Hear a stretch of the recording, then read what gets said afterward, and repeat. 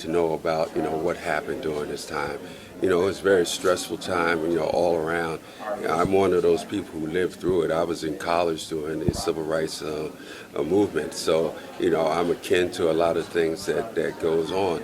I think that when you think in terms of young people need to know where we came from in order to really set a course as to where to go.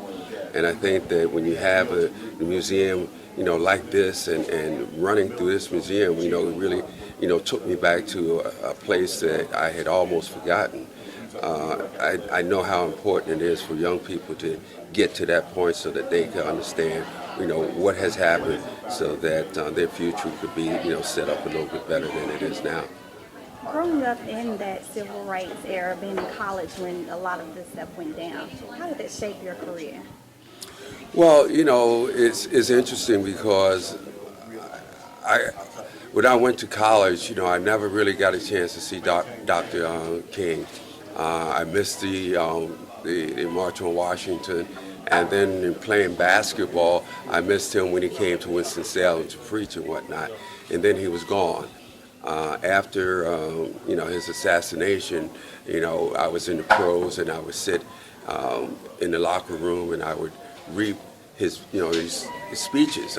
There was a book by the name of This Manner of Man by Lerone Bennett, and I would read his speeches before every game, and it was a way that I felt that it drew me closer because his speeches did something to me. Running, going through this museum and whatnot just really brought back this, those feelings and things. And when I got to that, the mountaintop speech, and then going into the room, it kind of took me back, and it's, I don't know how to express it except for it's a feeling that, it felt like he was there, his presence is there, and it's very eerie. But the fact of the matter is that I'm glad I was here. Is this your first time here in the museum? This is my first time here. And how do you feel about being honored with your fellow honorees? Oh, well, it's a great honor. I mean, these are two guys that are very deserving of the recognition. And just being here, and sharing this with them is, one of the things that I've looked forward to for the last few weeks. Well, you're good. Is this your first time visiting the National Civil Rights Museum? I'm embarrassed to say, but yeah, it is my first time. I was scheduled a couple times, just couldn't pull it off with my schedule coming here to play, but so disappointed I didn't make it now. Seeing what I've seen and how beautiful this place is and the history, obviously, that's here. What was going through your mind as you saw some of the sites and the historic landmarks? Just at the start of it, just coming in and then seeing, the first exhibit, slavery in America, just seeing, how they have to, sit and chained up on the boats and being transported for 5 weeks. It's not a good feeling, man. It really is, and it's not a good feeling. But once you look big picture and you think about kind of the opportunities that we've been afforded in life, in our generation, you just think about what they had to endure going through it, and it really is. It's very humbling. It's just not a good feeling. But I mean, it's a tough day, really, to be honest with you. Being in here, just kind of seeing what they went through. You had a wonderful career, and you are being honored today and tomorrow by the Memphis Grizzlies for the MLK Day celebration. Yeah. How does that feel? Were you surprised when you got the call? I was surprised. I was very surprised and honored, obviously, being able to be. This is an organization that I don't have any connection with, but they've been able to see, kind of how I've, gone about my career and carried myself, and so it's very, very good honor to be honored by such a great organization in such a great city with so much history, obviously. So, this is one of the ones that I will always remember. Chauncey, with Memphis being such a movement, a place for civil rights, how well do you think Memphis, the Grizzlies, have embraced that in terms of kind of honoring what this means for the city and everything, and kind of making a big a statement for the national audience and such? Sure. I think to be honest with you, I've always been a fan of the Grizzlies and how they play and the guys on the team. I think Their connection to the city, to the history of this city, I think is one of the reasons why everybody gets behind them here. Just the blue collar mentality that they play with and that they come to work with at 7 o'clock every single night has allowed the community to get behind them. I was a part of some great teams in Detroit, and it was a very similar team, very similar following, blue collar type of city, and we played with that heart and tenacity every single night as they do. And it's just a beautiful thing. I love watching them. I love seeing what they do. And I really got a huge affinity for the city.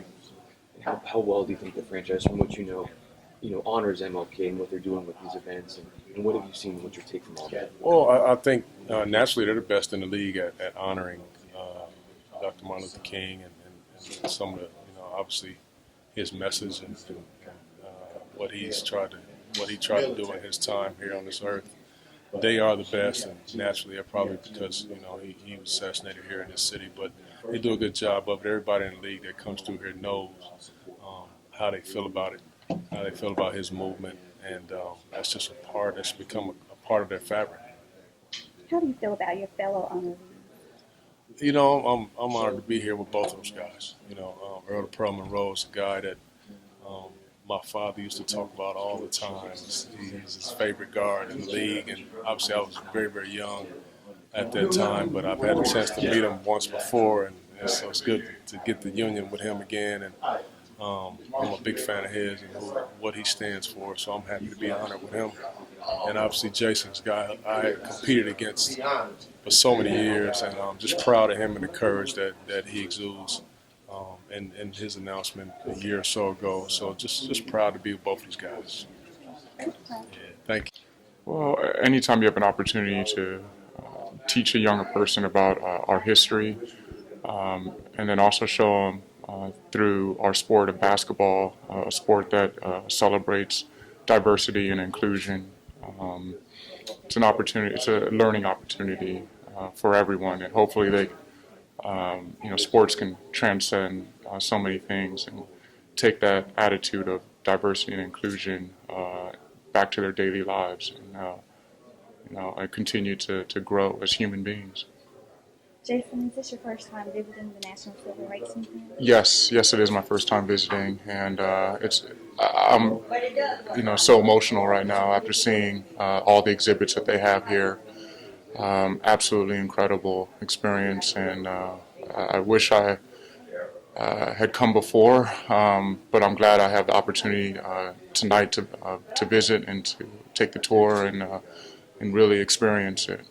When you got the phone call that you were being honored, how did that make you feel? What was Just humbled, extremely honored to be recognized, especially alongside Earl the Pearl Monroe and Chauncey Billups, two legends in the NBA.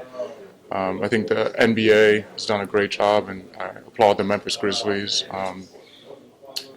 for participating in this event, and and then also, we have a sport of basketball that celebrates inclusion and diversity, and in every way we're trying to live up to that dream that Dr. King had.